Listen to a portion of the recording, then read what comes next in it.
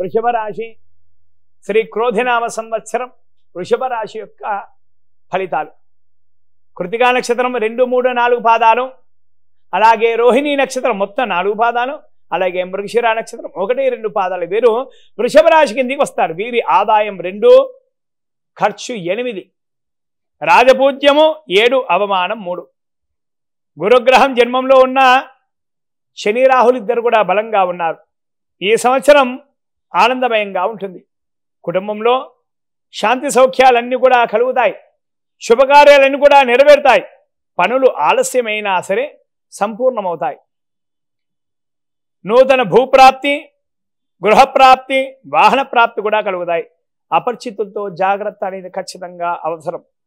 ఆరోగ్యం పట్ల శ్రద్ధ కూడా అవసరమే.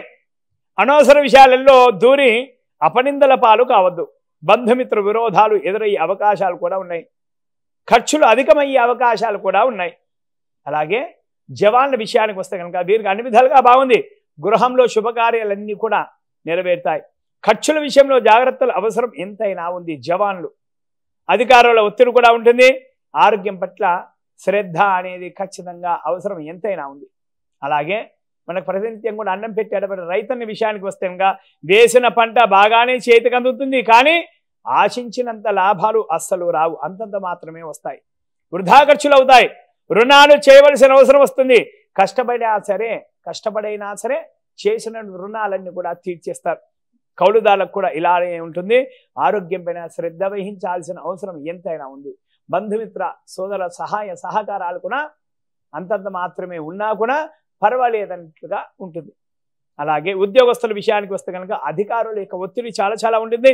సహ ఉద్యోగుల యొక్క సహాయ సహకారాల వల్ల పనులన్నీ కూడా పూర్తి చేస్తారు.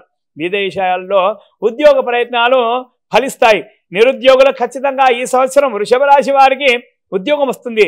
ప్రైవేట్ ఉద్యోగస్తులు వేరే కంపెనీకి అధిక జీతం వచ్చేటువంటి కంపెనీల్లో చేరుతారు. చిన్న ఉద్యోగస్తులు కూడా చాలా బాగుంటుంది ఈ సంవత్సరం. అలాగే రాజకీయ నాయకుల విషయానికి వస్తే కనుక అధిష్టానం వారు మెప్పు పొందితే కనుక మంచి అవకాశాలు పుష్కలంగా ఉంటాయి. ప్రజల్లో ఆదరణ పెరుగుతుంది. ఎన్నికల్లో విజయం సాధిస్తారు. అనుకున్న దానికంటే అధిక ఖర్చులు అవుతాయి. జాగ్రత్తలు అవసరము.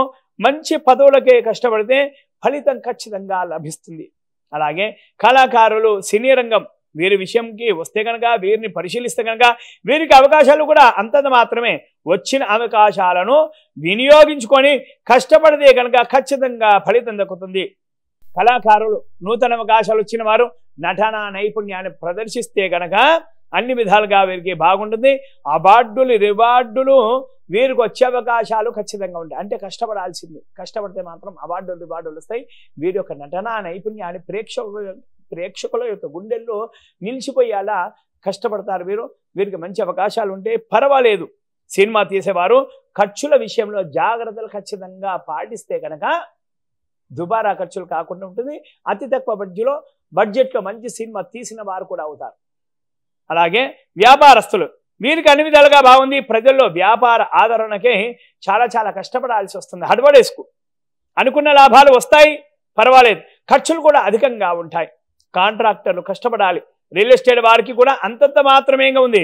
చిన్న వ్యాపారస్తులు పర్వాలేదు అన్నట్లుగా ఉందన్నమాట. అలాగే విద్యార్థులు చదువుపై కొద్దిగా శ్రద్ధ తగ్గుతుంది. తల్లిదండ్రులు వీరిపై శ్రద్ధ పెట్టాలి. అనుకున్న మార్కులు రావు. విదేశాల్లో చదువుకోవాలన్న ప్రయత్నాలు పర్వాలేదు, ఫలిస్తాయి. చెడు స్నేహాలు దగ్గరయ్యే అవకాశాలు కూడా ఉన్నాయి. తల్లిదండ్రులు పిల్లలపై శ్రద్ధ పెడితే పిల్లలు అదుపులో ఉంటారు, ఆరోగ్యంగా ఉంటారు. వీరిపైన తల్లిదండ్రులు ఖచ్చితంగా శ్రద్ధ పెట్టాలి. అలాగే క్రీడాకారులు కోచ్ యొక్క అండదండలు అంతంత మాత్రంగానే ఉంటాయి. పోటీ అనేది ఖచ్చితంగా ఉంటుంది. కష్టపడితే మాత్రం ఫలితం దక్కుతుంది. రాష్ట్ర జాతీయ జట్లలో ఖచ్చితంగా స్థానం దక్కుతుంది. కష్టపడాలి. కుటుంబం యొక్క బంధుమిత్ర సోదరుల యొక్క సహాయ సహకారాలు పుష్కలంగా ఉంటాయి.